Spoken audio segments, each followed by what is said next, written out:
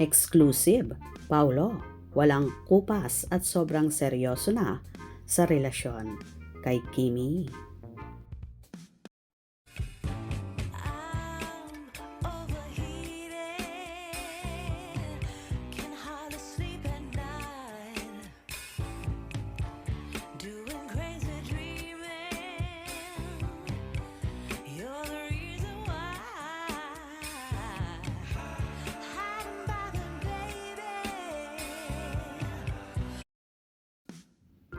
Grabe talaga at iisa ang isinisigaw ng Kim Pao Nation na mag-settle down na at bumuo ng sariling pamilya, ang in-demand at hottest love team ng Kapamilya Network na sina Kim Chiu at Paolo Abilino.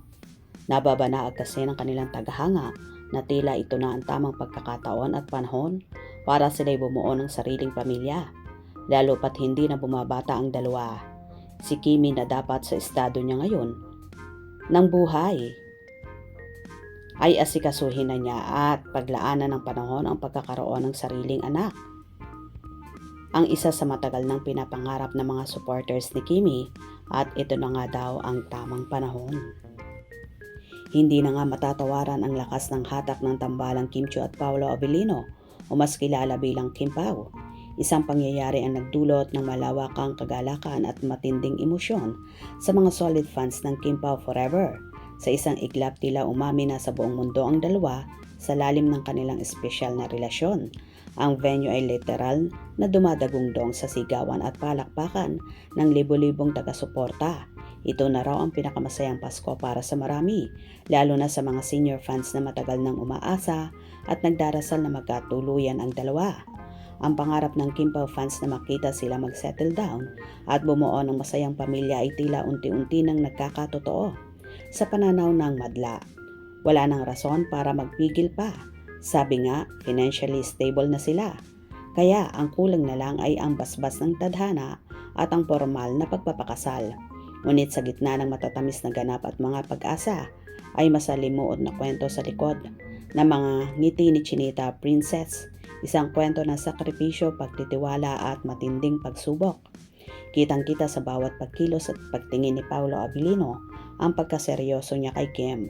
Ang kanyang atensyon ay tila nakatuon lamang sa isang tao sa kabila ng dagat, ng tao na nasa Christmas special, para bang wala na siyang ibang nakikita kundi si Kim Chiu lamang. Ang pagbabago sa pag-uugali at career ni Paolo ay napansin din ng marami. Isa sa mga matatapang na komento ng fans ang nagsabing, "I guess we're no longer going to see Paolo join any leading man or hard prods anymore. Cause it's either a solo prod, a prod with Kim, or nothing at all." Isang matibay na pahayag na nagpapakita ng paniniwala ng publiko sa tindi ng pagmamahal at dedikasyon ni Paolo. Si Kim lang, sapat na. Naging trending din ang kanilang performance ng kantang "Ikaw Pa Rin Ang Pipiliin Ko." Isang linyang bumagay na bumabagay sa kwento ng Kim Pao. Tila mensahe ito ng tadhana na sa dinami-dami ng pagpipilian sila pa rin ang magsasama. Ang tanong ng marami, kailan kaya nila ma-practice ang moment na iyon? Ngunit naniniwala ang mga fans na ang pinakamatinding kilig at ang tunay na chemistry na nasa behind the scenes at sa mga practice nila. Mga sandaling sana raw ay may nakakuha ng video. Ang pagkakaisang ito sa entablado ay nagpapatunay lamang na hindi ito basta-basta galawang co-worker lamang, kundi isang seryosong relasyon na hindi na kailangan pang ikubli. Well, damang-dama naman talaga ng lahat kung gaano kaimportante at minamahal ni Paolo ang actress na para sa aktor ay walang iba kundi si Kimi na at nakafocus na lang siya sa dalaga. Hope you enjoyed. Please subscribe for more info.